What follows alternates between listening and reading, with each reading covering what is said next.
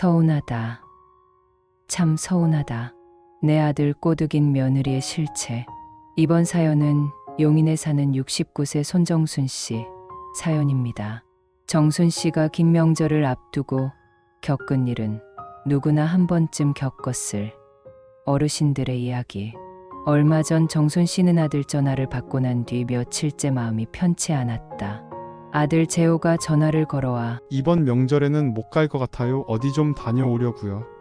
말했을 때 그 순간은 그냥 그래, 다들 바쁘겠지 하며 넘겼다. 하지만 그게 여행이라는 것을 알고 난 뒤에 속에서 뭔가 꾸역꾸역 치밀어 올랐다. 서운하다. 남들은 부모 모시고 간다던데 나 원참 누가 말하면 따라간대? 혼잣말이 입 밖으로 나왔다. 69년을 살아오면서 이런 기분은 처음이 아니었다. 어린 시절 친구들이 자신만 빼고 소풍을 갔을 때의 그 서운함, 시집살이하며 시어머니에게 구박받을 때의 그 서운함과는 또 다른 종류였다. 이건 더 깊고 더 뼈저리게 아팠다. 며칠간 이어진 불편한 마음. 그날 이후 정순 씨는 괜히 텔레비전만 틀어놓고 앉아 있었다. 명절 특집 뉴스에서 고향 가는 사람들, 부모님 찾아뵙는 장면만 나와도 괜히 성질이 났다. 화면 속에서는 젊은 며느리가 시어머니 손을 잡고 웃고 있었다. 다들 부모 찾아간다는데 우리 집은 부모는 안중에도 없어. 마음속에서 해석이 꼬이기 시작했다. 처음엔 그냥 이해해야지 했던 생각이 시간이 지날수록 다른 모습으로 변했다. 내가 무슨 하숙집인가. 며느리 입김에 때문에 내 아들이 이렇게 된 거야. 정순 씨는 자신이 지금까지 해온 일들을 하나하나 되짚어보기 시작했다. 그것은 마치 장부를 정리하는 것과 같았다. 빠짐없이 정확하게, 때로는 과장을 섞어가며 재호 결혼할 때 전셋값 보태준 것, 첫 손주 낳고 초리원비 200만 원 대준 것, 둘째 낳을 때 석 달간 가서 손주 봐준 것, 김장할 때마다 담가서 가져다 준 것. 아파도 자식 걱정할까봐 티 안 냈던 그 순간들. 숫자로 계산할 수 있는 것들만이 아니었다. 다 어디 갔나? 벌써 다 잊었나? 서운함은 점점 더 구체적이고 날카로워졌다. 그리고 어느새 분노로 변해갔다. 남편이 옆에서 애들도 사정이 있겠지. 괜히 그렇게 생각하지 마시게. 달래도 귀에 들어오지 않았다. 사정. 그럼 나는 사람도 아니야? 잠깐 얼굴 비추는 게 그렇게 힘들어? 괘씸한 것들. 정순 씨의 목소리는 점점 높아졌다. 남편은 더 이상 말을 걸지 않고 방으로 들어가 버렸다. 혼자 남은 거실에서 정순 씨는 더욱 외로워졌다. 무시받는 기분. 며칠 동안은 아들 전화를 아예 받지 않았다. 휴대폰이 울릴 때마다 일부러 소파 위에 던져놓았다. 진동이 부르르 떨리는 소리가 마음을 더욱 답답하게 했지만 받고 싶지 않았다. 걱정되면 직접 찾아오겠지. 부엌에 서서 설거지를 하다 보면 괜히 그릇 소리가 요란해졌다.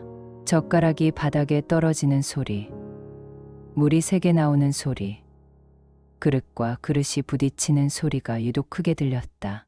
내가 반찬 해다 준 게 몇 번인데, 손주 봐준 게 몇 번인데 다 까먹었구만. 작게 중얼거렸지만 속은 점점 더 쌓여갔다. 그리고 그 쌓인 감정들이 일상의 모든 순간을 지배하기 시작했다. 아침에 일어나면 제일 먼저 드는 생각이 아들놈이 전화나 했나였고, 장을 보러 나가면 저 사람은 자식들이 잘해주나 하는 생각이 들었다. 동네 아는 사람을 만나면 자꾸 자식 자랑을 늘어놓는 소리가 귀에 거슬렸다. 우리 딸은 일주일에 3번은 와. 우리 며느리는 나보다 시어머니한테 더 잘해. 그런 말들이 들릴 때마다 정순 씨는 괜히 화가 났다. 그리고 더 서운해졌다. 혼자만의 시간 속에서 날이 갈수록 정순 씨는 더 많은 시간을 혼자 보냈다. 남편은 여전히 친구들과 만나 바둑을 두러 나갔지만 정순 씨는 나가고 싶지 않았다. 사람들 만나면 자꾸 자식 얘기가 나올 것 같았고, 그러면 더 초라해질 것 같았다. 대신 집안일에만 몰두했다. 청소를 하고 또 하고, 이미 깨끗한 바닥을 또 닦았다. 빨래를 개고 또 개고, 이미 정리된 옷장을 다시 정리했다. 움직이지 않으면 자꾸 생각이 나기 때문이었다. 그러던 중 우연히 발견한 것이 있었다. 오래된 앨범 속에서 나온 사진들이었다. 재호가 어렸을 때 사진, 결혼식 사진, 손주들이 태어났을 때 사진들. 그 사진들을 보며 정순 씨는 또 다른 감정에 휩싸였다.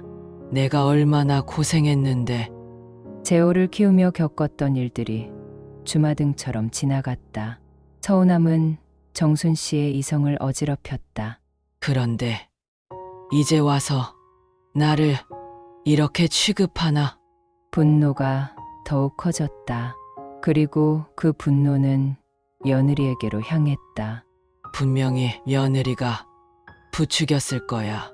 자기네끼리 여행 가자고. 며느리에 대한 오해. 정순 씨의 머릿속에서 며느리 수진에 대한 기억들이 다시 정리되기 시작했다. 하지만 이번에는 모든 것이 부정적인 시각으로 해석되었다. 결혼 초기에 수진이 어머니 음식이 제일 맛있어요라고 했던 말도 이제는 빈말이었구나 싶었고, 명절 때마다 어머니가 너무 수고하시니까 제가 할게요라고 했던 것도 내 요리가 맛없다는 뜻이었다 하는 생각이 들었다. 특히 최근 몇 개월간 수진이 자주 못 오는 것도 다르게 보였다. 바빠요, 죄송해요라고 하던 말들이 이제는 핑계구나 싶었다. 처음에는 얌전한 척 했는데 이제 본색이 나오는구나. 애들만 봐달라고 할 때는 언제고 정작 우리는 안중에도 없어. 정순 씨는 며느리에 대한 불만을 남편에게 털어놓기 시작했다. 여보, 우리 며느리 말이야. 요즘 보면 영 마음에 안 들어. 예전에는 그래도 자주 오더니 이제는 한 달에 한 번 올까 말까 해. 그게 뭐 그리 중요해. 애들도 바쁘고. 바빠. 바쁘면 부모는 뒷전이야? 우리가 뭐 남이야? 친정 부모는 자주 가면서 우리는 왜 안 와? 남편은 더 이상 대답하지 않았다. 고립되어가는 마음. 시간이 지날수록 정순 씨는 점점 더 고립되어 갔다. 그러던 어느 날 동네 친구 영자가 찾아왔다. 순아, 요즘 왜 안 보여? 경로당에도 안 나오고. 정순 씨는 그제야 자신이 며칠째 집에만 있었다는 걸 깨달았다. 별일 없어. 그냥 몸이 좀 안 좋아서. 무슨 일 있어? 얼굴이 왜 이래? 영자의 관심 어린 눈빛을 받으며 정순 씨는 순간 울컥했다. 그리고 그동안의 일들을 쏟아냈다. 우리 재호가 이번 명절에 안 온다는 거야. 지네들끼리 여행 간다고. 그동안 내가 얼마나 해줬는데. 영자는 정순 씨의 말을 들으며 고개를 끄덕였다. 아이고, 그러게 요즘 애들이 다 그래. 우리 때는 명절이면 무조건 시집부터 갔는데. 영자의 공감에 정순 씨는 더욱 속을 털어놓았다. 재호를 위해 했던 일들, 며느리에 대한 불만들까지. 그러게 말이야. 며느리가 변한 것 같아. 처음에는 그래도 괜찮았는데 이제는 아예 관심도 없어. 영자도 자신의 경험담을 들려주었다. 며느리에 대한 불만, 요즘 젊은 사람들의 문제점들. 두 사람의 대화는 점점 더 부정적인 방향으로 흘러갔다. 그날 영자가 돌아간 후 정순 씨는 오히려 더 우울해졌다. 다른 사람도 비슷한 문제를 겪고 있다는 걸 알았지만 그것이 위로가 되지는 않았다. 우연한 만남. 그러던 어느 날 저녁 현관문 초인종이 울렸다. 멍하니 나가보니 며느리가 서 있었다. 작은 과일 상자 하나를 들고서 어머니 죄송해요. 이번에 명절 못 챙기는 거 마음이 걸려서요. 직접 와서 말씀드리고 싶었어요. 순간 정순 씨의 마음속에서는 복잡한 감정들이 교차했다. 반가움, 서운함, 분노가 동시에 밀려왔다. 그동안 쌓였던 감정들이 한꺼번에 터져 나올 것 같았다.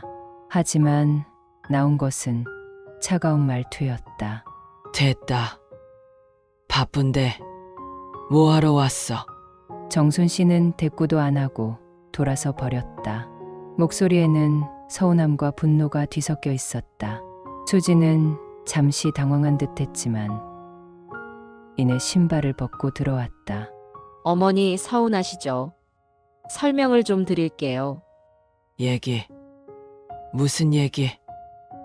너희는 바쁘다며 여행 준비하느라 바쁠 텐데. 정순 씨의 목소리는 점점 더 쌀쌀해졌다.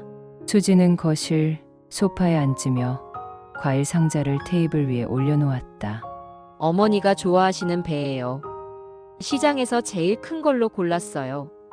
냉장고에 배 하나 뭐하러 사왔어? 정순 씨의 비아냥에 수지는 입술을 꾹 다물었다. 그리고 한참을 그렇게 앉아 있었다. 진실을 향한 대화. 어머니 화나셨죠? 수진이 먼저 입을 열었다. 화. 내가 왜 화나? 너희는 미리 말하면 누가 쫓아간다니. 정순 씨의 목소리에는 그동안 참았던 서운함이 묻어 있었다. 솔직히 말씀드릴게요. 요즘 정말 힘들었어요. 그이가 회사에서 많이 힘들어하고 있어서. 수진의 목소리가 작아졌다. 정순 씨는 아들 재호에게 처음으로 며느리의 얼굴을 제대로 보았다. 수진의 얼굴은 여전했지만 뭔가 지쳐 보였다. 재호가 왜? 무슨 일 있어? 정순 씨의 목소리에 걱정이 묻어났다.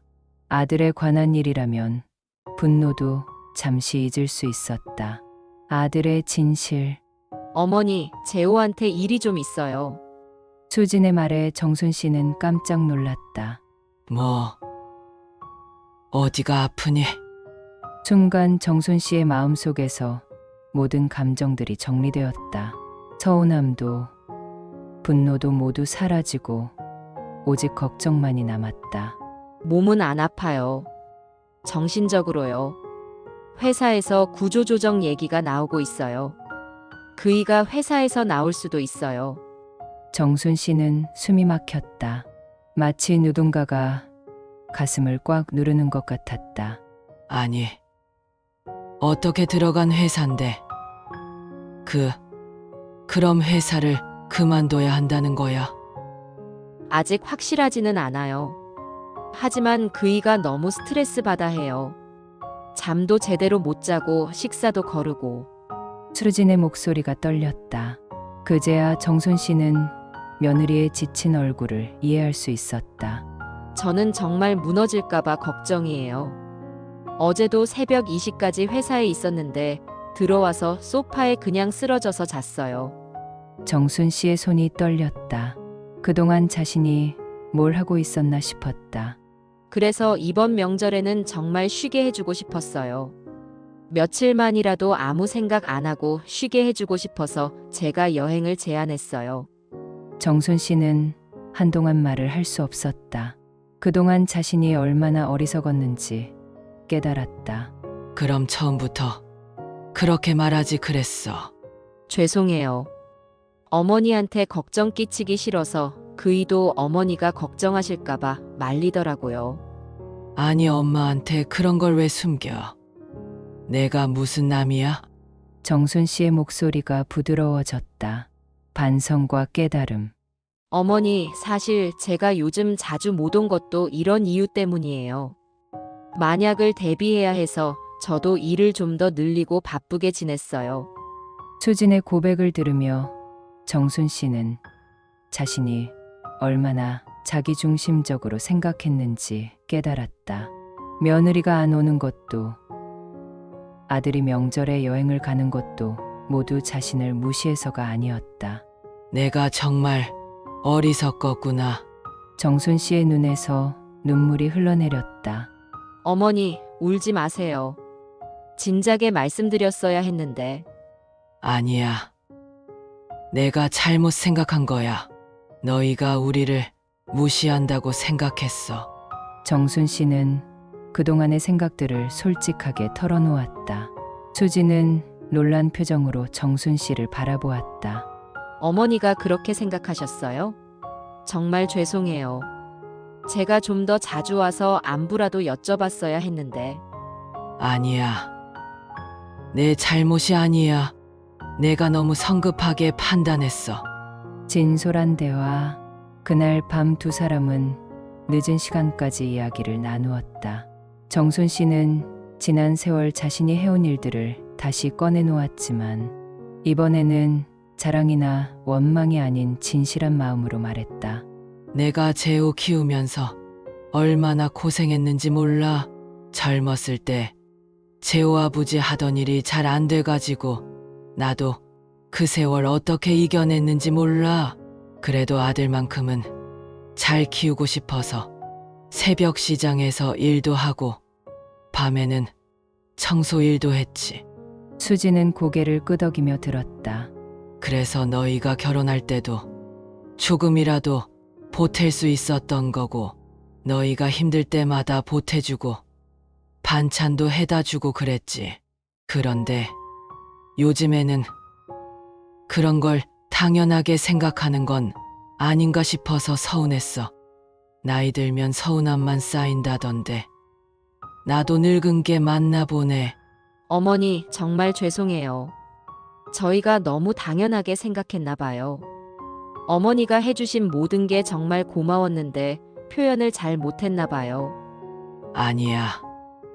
수진이, 네가 잘못한 게 아니야. 정순 씨는 며느리의 손을 잡았다. 수진아, 재호 일은 우리도 함께 걱정할게.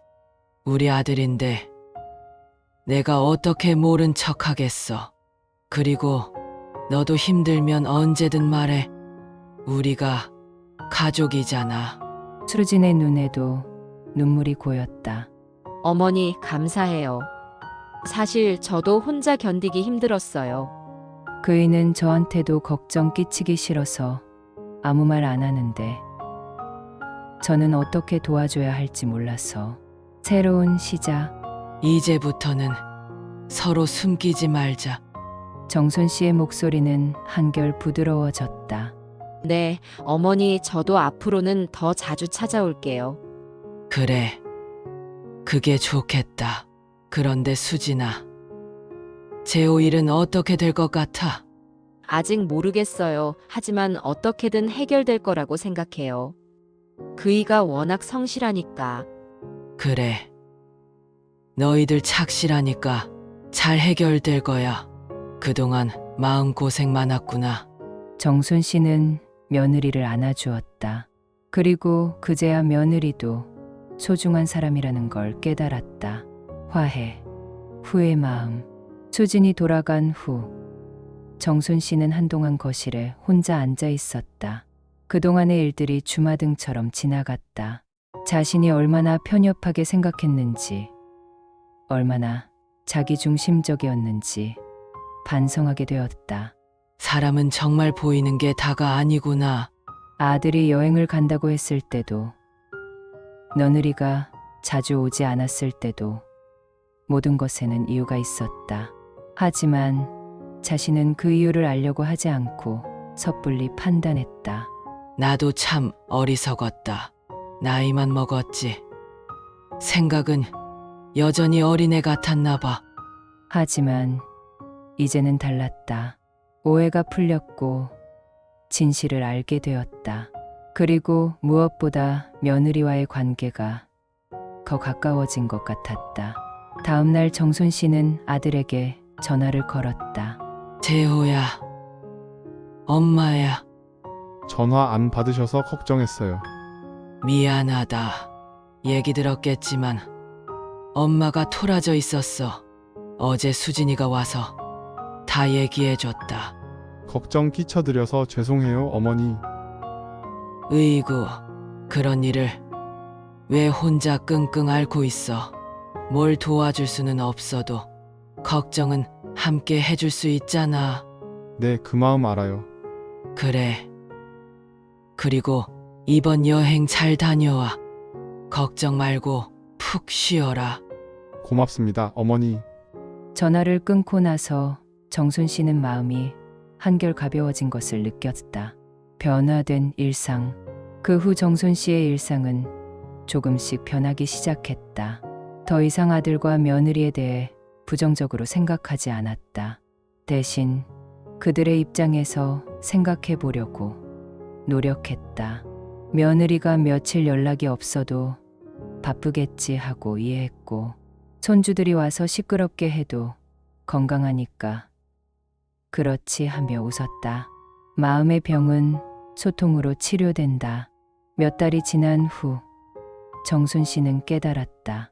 그동안 자신을 괴롭혔던 모든 것들의 원인이 바로 마음의 병이었다는 것을. 서운함, 분노, 외로움, 이 모든 감정들은 결국 오해에서 시작되었다. 만약 처음부터 아들의 상황을 알았다면, 만약 며느리가 진작 속마음을 털어놓았다면, 만약 자신이 먼저 물어봤다면, 참지 말고 물어볼 걸 그랬다.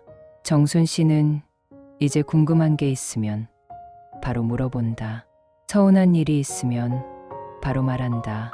그러자 신기하게도 오해가 생기지 않았다. 며느리 수진도 마찬가지였다. 도움이 필요할 때 망설이지 않고 부탁한다. 소통이 이렇게 중요한 줄 몰랐어요. 수진이 말했다. 나도 70년 살고서야 알았다. 정순 씨가 웃으며 대답했다.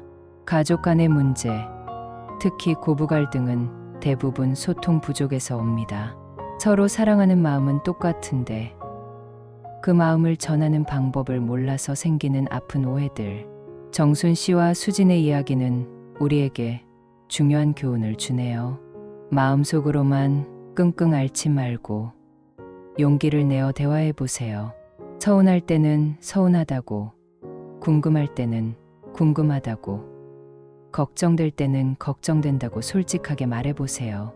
그 작은 용기가 큰 오해를 푸는 열쇠가 될 수 있습니다.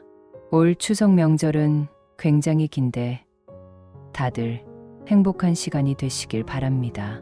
이 사연이 도움이 되셨다면 좋아요와 구독 부탁드려요. 여러분의 갈등, 경험이나 소통 팁이 있다면 댓글로 공유해 주세요.